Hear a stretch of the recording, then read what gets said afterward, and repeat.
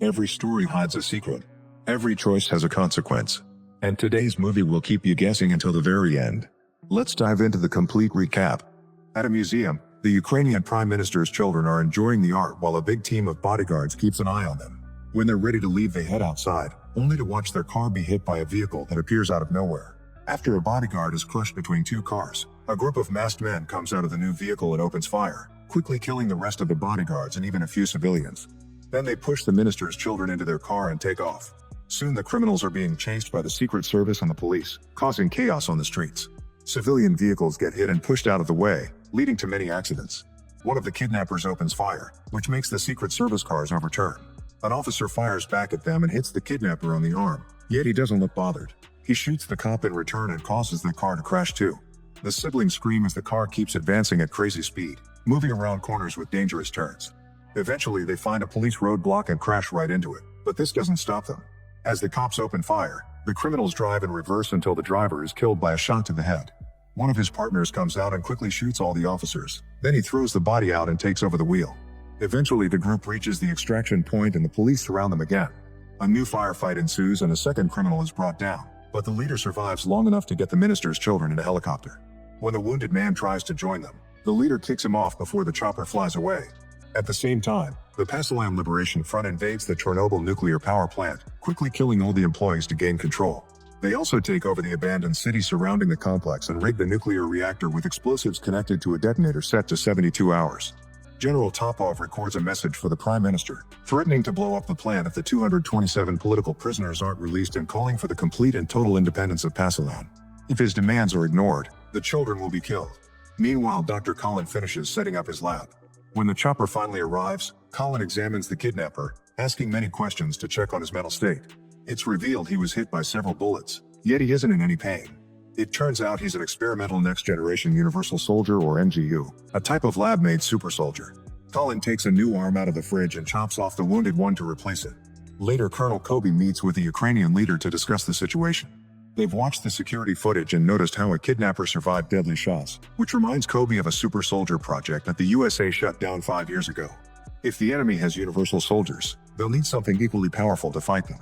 In Virginia, Dr. Porter opens an old military storage where the last 4 universal soldiers have been kept in cryo-freeze. Because of the emergency in Ukraine, he orders his men to wake the sleeping soldiers up. In the evening, the troops gather in the Joint Forces Command Center in Chernobyl. Porter tells them about the Universal Soldier Program, which managed to bring soldiers back to life using nitrogen-based gas and pituitary augmentation. They improved them to make them faster, stronger, programmable, and erasable. These soldiers could be tortured yet they wouldn't feel a thing. 5 years ago, Porter passed the project to Colin, who took the super soldiers to the next level using gene therapy and cloning research. These NGUs were unstoppable killing machines, and one day they murdered 12 employees in a government building. The project was shut down, but one day someone broke in and stole one of the units. They believe it was Colin, who left the army to work as a gun for hire in Eastern Europe. The troops are told that they'll be fighting Colin's NGU with the help of the 4 universal soldiers that are currently being awakened. Originally there were 5, but the 5th one is now going through behavioral modification therapy in Switzerland. A privately funded program is trying to reintroduce him to society. In Switzerland, Universal Soldier Luke takes his medicine before his therapy appointment with Dr. Sandra. He can't remember anything from his past, yet he feels ashamed for what he's done. Afterward, they go to a restaurant, where Luke sees a man ask the waitress something and she answers by pointing at him. When the man approaches, Luke immediately starts beating him up, destroying many tables in the process. Sandra asks him to stop to no avail, so she has to block him physically to calm him down. Together they leave the restaurant before the police arrive. At the nuclear plant, Topov forces Colin to inject him and all his men with microchips that will prevent NGU from attacking people in his own team. At the same time, the US Army prepares the Universal Soldiers for battle. They're given proper gear and special headsets are screwed to their skulls. Once everyone is ready, they're given a mission to rescue the minister's children and secure the reactor. If they encounter NGU, normal men must do their best to avoid him and let the Universal Soldiers handle him. Early in the morning, the American troops arrive at the plant. They try to sneak around, but a soldier steps on a hidden mine and the explosion alerts the enemy to their presence. Although they've lost the element of surprise, the troops still move quickly and efficiently to block all the doors, killing all the enemies as soon as they come out. Once the area is clear, they advance into the plant to surround the reactor. However, Kobe orders them to stay outside and only let the Universal Soldiers sneak in. The 4 men split and start searching the building, which makes things easy for NGU to attack. He jumps on one of the soldiers and throws him off the platform. Then he punches him a few times and stabs him with his blade. Then he goes after the second soldier, who opens fire and tries to defend himself to no avail. NGU easily beats him up and stabs him too. The third soldier comes in and opens fire, so NGU rushes upstairs. When the soldier is close enough, NGU jumps on him and impales him on a hook. The fourth soldier keeps looking around and opens fire as soon as he sees NGU, who moves too fast to be hit. Since he's wasted all his ammo, the soldier now has to fight hand to hand. Unlike his partners, he manages to land a few punches, but NGU is still much faster and stronger. The soldier is soon easily overpowered and choked to death. Kobe tries to tell the normal soldiers to retreat, but the message doesn't arrive. NGU attacks them alone since their bullets can't hurt him. He calmly keeps walking as he shoots them all, killing them in seconds. When he encounters a survivor, he quickly beats him up. Burke manages to run away and discovers that the general is down, so he tries to call headquarters for rescue. However, the general tells him to escape with another fallen soldier who is also alive. Once NGU is close enough, the general throws a grenade and the explosion makes him fall. However, NGU recovers quickly and keeps advancing. Burke and the other survivor get on their truck and drive off, so NGU gets ready to blow up the vehicle, but two teammates get in the way and the chip forces him to walk away. At the command center, Burke yells at Kobe and Porter for not letting the team fight with the Universal soldiers, believing they could have brought down NGU together. Porter explains it wouldn't have worked either and Burke gets angry, so Kobe has to stop him from attacking Porter. Suddenly they see a huge explosion in the distance. Kobe rushes to the office and watches a video sent by Topov, who announces he's detonated one of the explosives as punishment for the American Army's attack. Afterward, Topov tells the minister's kids that their father has the power to change things. However, the daughter says she'd rather meet her end than see her father give in. Colin mocks Topov for failing to communicate with children and tells them that he has the real power in this operation, thanks to his super soldier. Topov mocks him back and reminds him to follow orders. In the middle of the night, Luke has fallen asleep in front of the TV. Suddenly someone breaks a window and throws a gas grenade into his house before a group of men bursts in. Luke immediately starts fighting them and manages to bring a few guys down, but the rest of the team tackles him and holds him down until the gas puts him to sleep.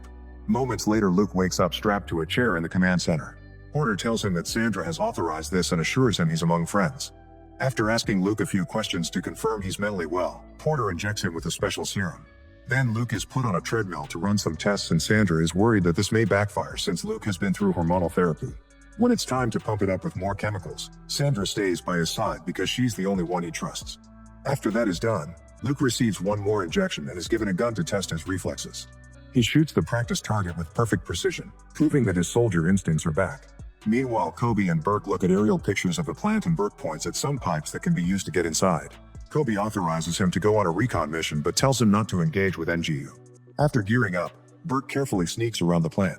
There are a few guards in the area, but Burke approaches them from behind and quickly brings them all down without making a single noise. One guy manages to see him anyway, so Burke has to fight him. Thankfully, he can kill him without issues. Now he can reach the pipes and start crawling into the building. When he reaches the reactor, he installs a camera so the command center can study the explosives. Burke wants to deactivate them, but Kobe doesn't want to risk an encounter with NGU and tells him to only rescue the kids. NGU is now patrolling the area, so Burke waits until he's gone to move again. He continues to sneak around and always stays hidden until people are out of the way to keep moving. When his microphone picks up a female voice, the technician at the command center uses it to help him navigate the area. In the meantime, the minister says he refuses to negotiate with terrorists. His wife is furious and yells at him for putting their kids at risk, saying she'll never forgive him if something happens to them. The minister then makes an announcement on national television explaining that he's decided to release 100 prisoners in exchange for the detonator being shut down, and in the following hours he'll negotiate the exchange of the remaining prisoners for his children. At the plant, Topov and his men celebrate their first victory and turn off the detonator. Sandra also sees the negotiations as a success and cancels Luke's treatment. In the lab, Colin is tired of not having control over the plan. Since his NGU can't hurt Topov or his men, he decides to awaken his secret weapon, a clone of Andrew, one of the original Universal soldiers who was killed for being a psychopath. Afterward, Colin has a meeting with Topov, who doesn't want to fight anymore now that his people have been released. Colin isn't happy about this because he wants to build an army, so Topov points a gun at him and says their business is over. At that moment, Andrew appears, so Topov calls a guard, but Andrew easily brings him down with a single punch. Topov opens fire, but his bullets do nothing, so Andrew proceeds to beat him up. In just a few seconds, Topov is dead on the floor. Colin congratulates him on a job well done, but Andrew ignores him. Panicking, Colin tries to give orders, yet Andrew doesn't listen. Instead, Andrew repeats the mental check questions before grabbing Colin by the neck. His strong hands crush the doctor's head until he's dead too. When Colin's assistant comes looking for him, He sees the body and runs away. Then Andrew uses a knife to remove the chip from his head. At the same time, the siblings are using the distraction of the celebration to try to escape. Burke bumps into them and immediately guides them out of the building. At that moment, Andrew reactivates the detonator, and the US Army immediately sees it, thanks to Burke's camera. Kobe orders Sandra to finish treating Luke as quickly as possible, so she can't take as many precautions as they originally planned.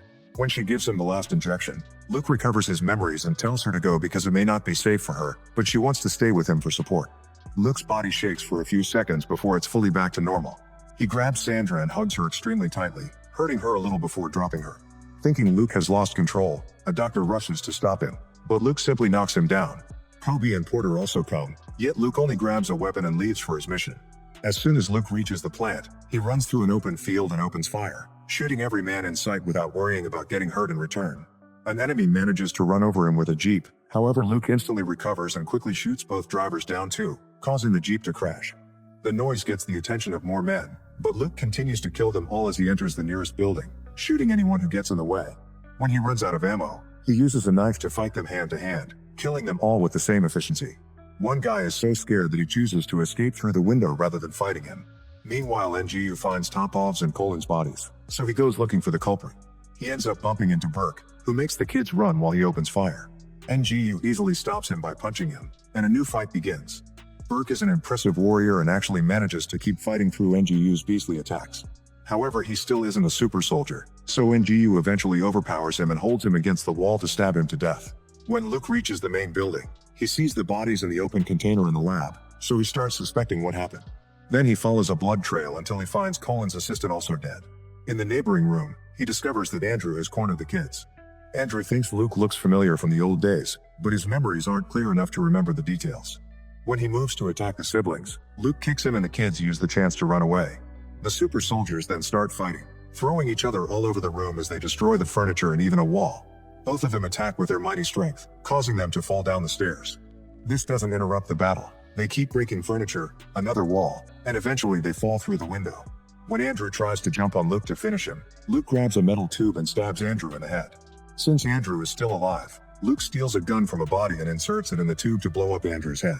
Afterward, Luke is too weak to continue, so he injects himself with emergency serum, which gives him another 20 minutes to act.